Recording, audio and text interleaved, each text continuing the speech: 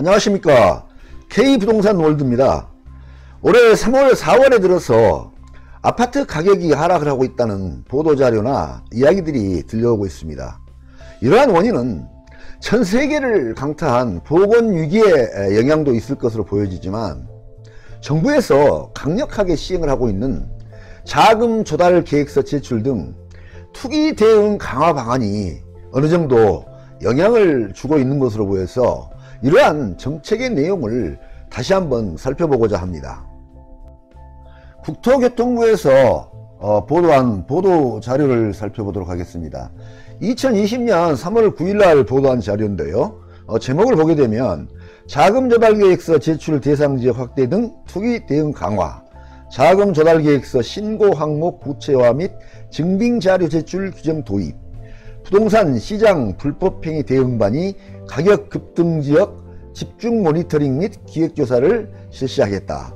이러한 내용으로 보도자료가 나왔습니다. 이 내용을 살펴보도록 하겠습니다. 주요 내용을 보게 되면 부동산 거래 신고 등에 관한 법률 시행령 그리고 시행규칙 개정사항인데요. 주택 취득 시 제출하는 자금 조달계획서 사항을 보게 되면 크게 세 가지로 나누어 볼 수 있습니다. 첫 번째로는 제출 대상 지역이 확대됐다는 점이고요. 두 번째로는 투기과열지구에서 9억 이상 아파트 거래 시는 증빙자료를 추가로 제출해야 된다는 점이고요. 세 번째로는 신고 항목이 보다 더 구체화되었다는 그런 내용입니다. 이러한 시행령과 시행규칙은 시행일자가 2020년 3월 13일부터 시행하는 걸로 그렇게 되어 있습니다. 자, 첫 번째, 자금 조달계획서 제출 대상 지역 확대한 내용을 보게 되면요. 기존에는 투기과열지구 3억원 이상 주택에 대해서만 자금 조달계획서를 제출을 하였습니다. 그런데 개정 변경하면서 투기과열지구의 3억원 이상 주택, 두 번째로는 조정 대상 지역 3억원 이상 주택, 그리고 세 번째로는 비규제지역 6억원 이상 주택에 대해서도 자금 조달 계획서를 제출하도록 대상 지역을 확대를 하였습니다. 그리고 적용 대상은 2020년 3월 3일 거래계약분부터 적용하는 걸로 되어 있습니다. 제출 시기는 주택거래계약을 체결하고 관할 시군구 실거래 신고시, 그러니까 거래계약 체결 후 30일 이내에 실거래 신고를 하게 되어 있는데요. 그때 자금 조달 계획서도 함께 제출한다, 이렇게 되어 있습니다.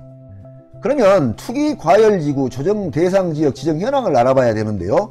투기과열지구를 보게 되면 서울지역은 전지역이 다 해당이 됩니다. 그리고 경기도는 과천, 성남 분당, 광명, 하남시가 되겠고요. 대구는 대구 수성구, 그리고 세종시. 조정 대상 지역을 보게 되면 서울 역시 전지역이 포함이 되겠고요. 경기도는 과천, 성남, 하남, 고양 7개지구, 남양주, 별내동 다산동, 동탄 2지구, 광명시, 구리, 안양 동안, 광교지구, 수원 8달, 용인 수지 기흥구, 수원 영통, 권선 장안구, 안양 만안구, 의왕시, 그리고 세종시, 이렇게 조정 대상 지역이 지정이 되어 있습니다. 그래서 투기과열지구와 조정 대상 지역은 일반 비규제 지역보다 훨씬 강화가 돼서 적용이 되고 있다 하는 점을 이해를 하시면 되겠습니다. 그리고 두 번째로 자금 조달 계획서에 증빙 자료를 제출하는 경우를 살펴보도록 하겠습니다.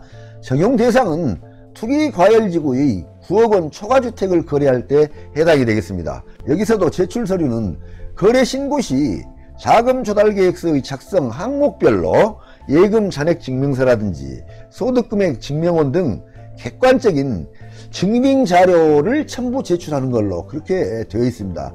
그리고 제출 시점에서 본인 부동산 매도 계약이 미체결되었다든지 금융기관 대출 신청이 미이행으로 증빙 자료가 없는 경우에는 계획 중인 내용을 자금 조달 계획서 항목에 기재를 하고 증빙 자료는 제출을 하지 않아도 가능하다 하는 점입니다. 그러나 추후에 국토부나 신고관청이 제출을 요구를 하면 제출을 해야 합니다.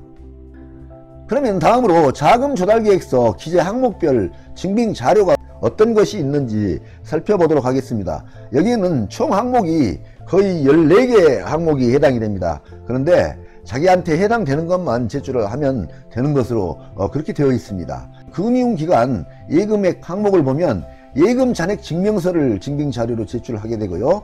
주식 채권 매각 대금에서는 주식 거래 내역서, 잔고 증명서 등이 되겠고요. 증여 상속 시는 증여 상속세 신고서, 납세 증명서 등이 되겠고요. 현금 등 그와 그 자금인 경우에는 소득금액 증명원, 근로소득 원천징수 영수증 등 소득 증빙 서류가 되겠습니다. 부동산 처분 대금 항목에 있어서는 부동산 매매계약서, 부동산 임대차 계약서 등이 되겠고요. 금융기관 대출액 합계 항목에서는 금융거래 확인서, 부채증명서, 금융기관 대출 신청서 등이 되겠습니다. 임대보증금 항목에서는 부동산 임대차 계약서가 되겠고요. 회사 지원금이나 사채 등 또는 그 밖의 차입금 항목에서는 금전 차용을 증빙할 수 있는 서류 등이 되겠습니다. 자, 세 번째로 자금 조달 계획서 신고 항목 구체화 부분을 보도록 하겠습니다.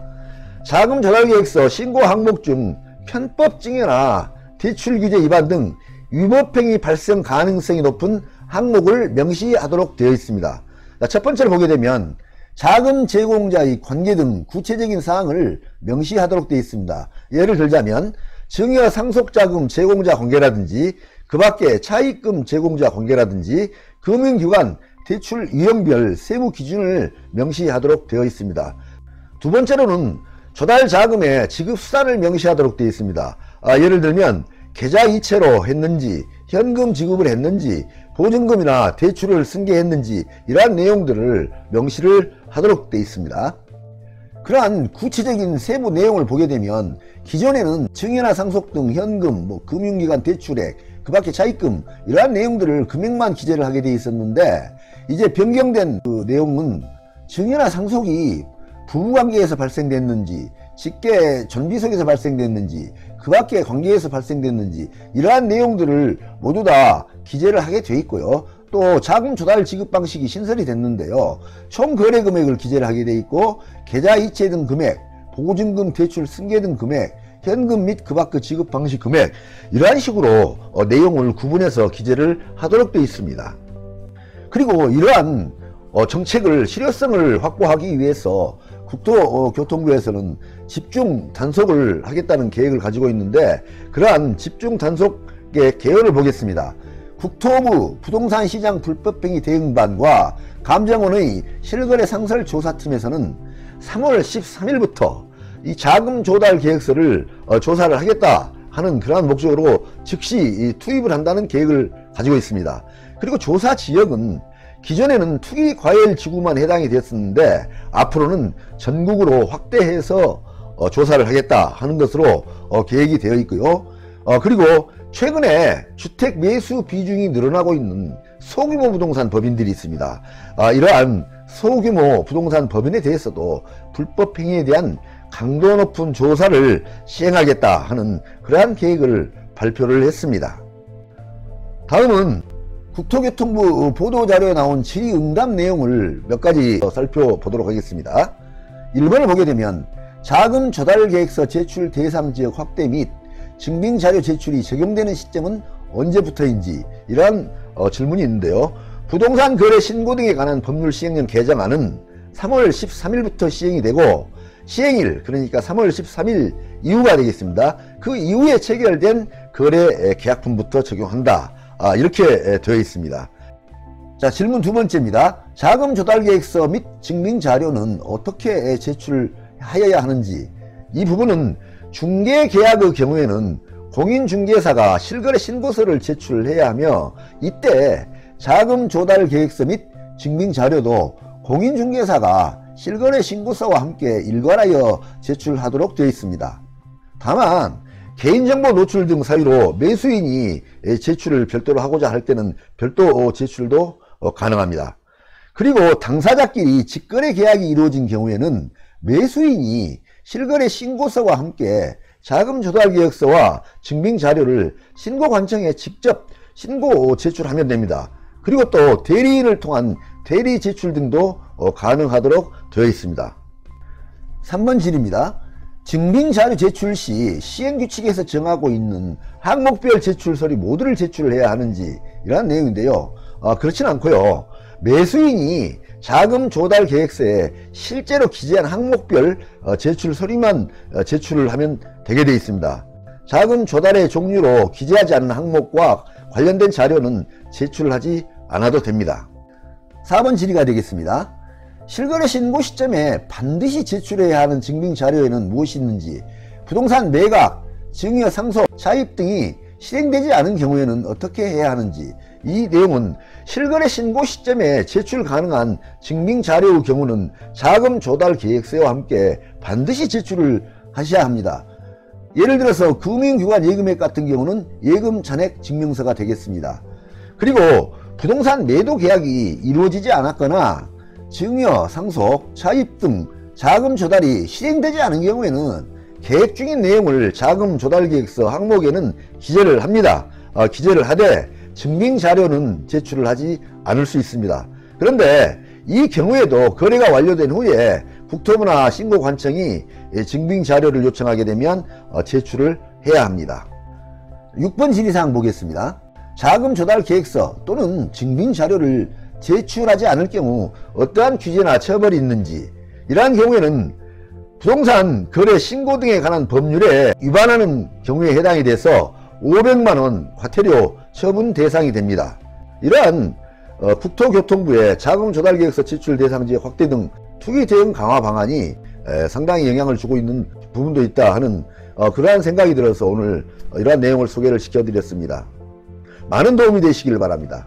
감사합니다.